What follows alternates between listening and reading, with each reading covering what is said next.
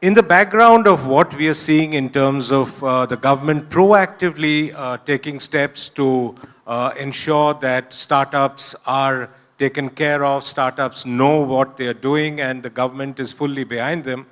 We've had, in fact, yesterday a very interesting meeting with the finance minister herself and top executive officials of the government and the fintech industry, for instance, talking about the way forward, and if there are any doubts, any clarifications, etc., they're always ready to help. So I'll start off with you, Mr. Singh. What exactly do you think is the way the government is looking at taking the startup ecosystem forward? I mean, you have now 117,000 and more registered DPIIT startups. India is the third largest startup ecosystem in the world now. And we are talking about Viksit Bharat dream. So to start off with, what is the government's agenda going forward of how they can take startups to the next level? Well, to start with, what DPIIT, of course, is very proud of its role in helping this startup ecosystem, which was just 300 strong in 2016. Now it's 1,17,000, the third largest in the world, as you mentioned. DPIIT, of course, has played a sort of minor role in it. Many of you present here, and most of all the innovators in our country have played the major role. We've tried to sort of encourage this ecosystems and facilitate it through a combination of, schemes for funding, like the fund of funds and the seed fund scheme. We've tried to sort of create enabling environment in areas like IPR, where we've kept,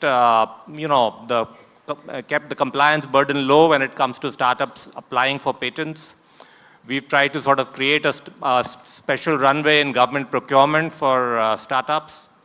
We've also tried to encourage states to sort of compete with each other in building up an enabling environment for startups by creating a statewide, ranking system. We've also tried to sort of ensure that wherever startups feel that they have some specific issue when it comes to taxation, for example, whether it is the angel tax or the ESOPs or whatever, or any other such pain point, we've always tried as a DPIIT, which is its role really, to sort of take up such issues with the finance ministry to enable some level of resolution.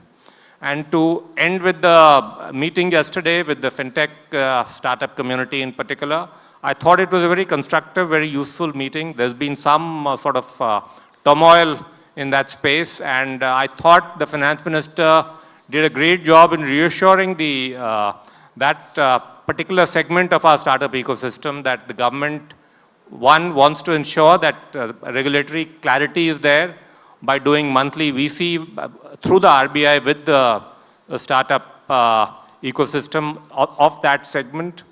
We've also assured them, for example, that when it comes to patents, we are ensuring that the turnaround time is expedited.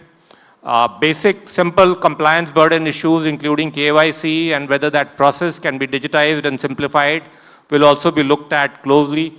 So those are some of the things that we sort of, the finance minister took instant decisions on. And we hope this will go a long way in reassuring this group of startups that the government is with them and is listening to them.